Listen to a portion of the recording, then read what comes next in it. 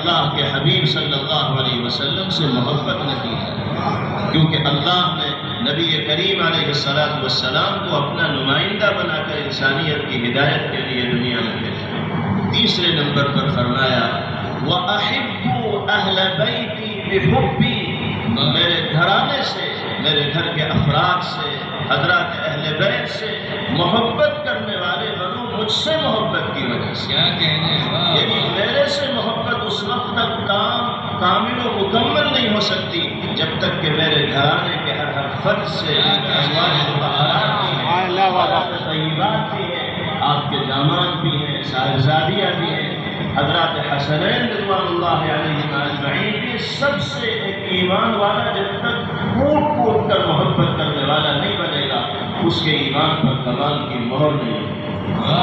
اللہ کے حبیب صلی اللہ علیہ وسلم نے اپنے نواسوں کے ساتھ، اپنے اہل بیت کے ساتھ محبت کا جو معاملہ فرمایا ہے، دنیا نے اس معاملے کو دیکھا ہے، صحابہ نے اپنی نگاہوں سے اس معاملے کو دیکھا ہے۔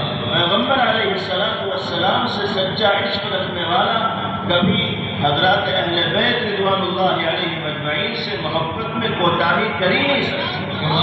پیغمبر علیہ السلام فرمایا کرتے تھے اللہم انی احبہما فاحبہما، اپنے نواسوں کے بارے میں آپ ارشاد فرماتے تھے، عزیز از جان نواسوں کے سلسلے میں ارشاد فرماتے تھے کہ اے اللہ میں ان دونوں سے محبت کرتا ہوں، آپ بھی ان کو اپنا محبوب بنا لیجیے۔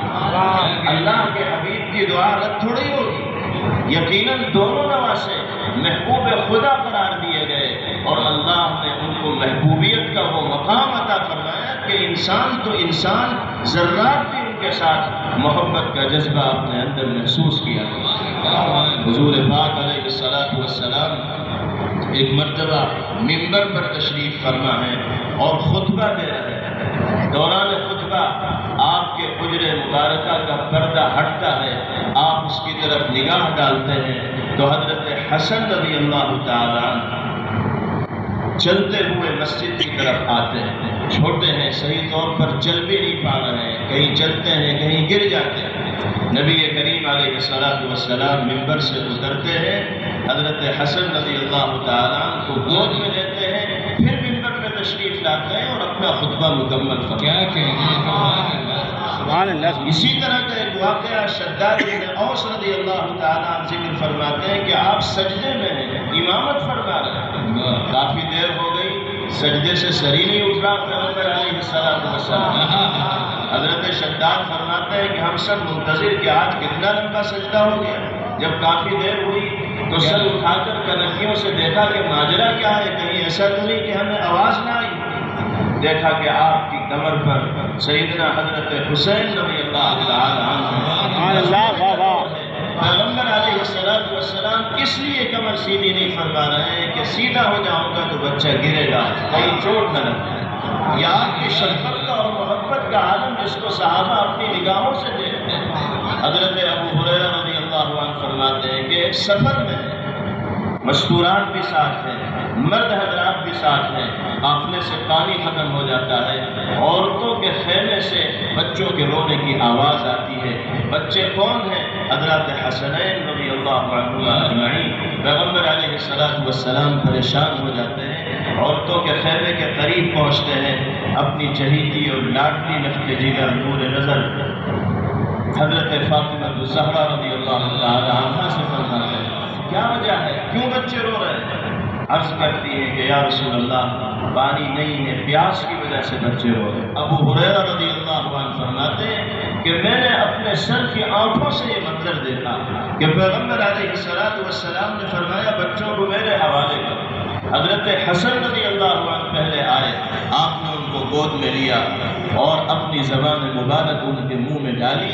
حضرت حسن رضی اللہ عنہ نے آپ کی زبان کو چوسا، آپ چساتے رہے اور پھر پیغمبر علیہ السلام نے ان کو نیچے اتارا، ہنستے کھیلتے ہوئے ایسے اپنی امی کے پاس چلے گئے جیسے کھانے کا بھی نظم ہو گیا اور پینے کا بھی نظم ہو گیا۔ پھر یہی صورتحال سیدنا حضرت حسین رضی اللہ تعالیٰ عنہ کے ساتھ پیش آئی، آپ نے ان کو بھی اپنی گود میں لیا اور اپنی زبان مبارک ان کے منہ میں بھی ڈالی اور اللہ نے آپ کی زبان میں وہ صلاحیت پیدا کی تھی کہ وہ بچوں کے لیے پیاس بجھنے کا بھی سامان بن گئی اور ان کے بھوک کے مٹنے کا سامان بن گئی۔ یہ کردار ہے پیغمبر علیہ السلام کا جس کو دنیا دیکھ رہی ہے۔ اس کردار کے سامنے آنے کے بعد کون ایمان والا ایسا ہوگا جو حضرات اہل بیت رضوان اللہ علیہ مجمعین سے سچی محبت کرنے والا نہ ہو؟ یہ ہمارے ایمان کا اصحاب رسول رضوان اللہ علیہ مجمعین سے بھی عین محبت ہمارے ایمان کا حصہ ہے، کیونکہ پیغمبر علیہ السلام نے فرمایا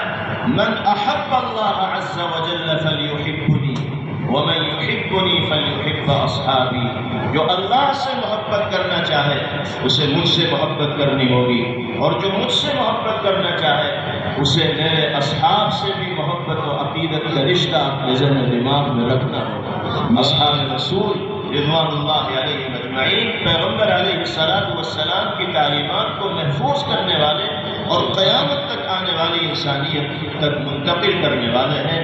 اللہ پاک ہم سب کو ان پاکیزہ نفوس، ان قابل قدر شخصیات کی سیرتوں کو سمجھنے کی اور اس کی روشنی میں زندگی گزارنے کی توفیق نصیب فرمائے۔ اس مجلس و محفل کو اللہ پاک ہر اعتبار سے مبارک و مسعود فرمائے۔ ہمارے یہاں جمع ہونے کو منتظمین کو اللہ پاک جزائے خیر مرحمت فرمائے۔ میں نے کافی دیر آپ حضرات کے درمیان رہنے کی بشارت کی، معذرت خواہ ہوں۔ جزاکم اللہ خیرا، وآخر دعوانا الحمدللہ رب العالمین۔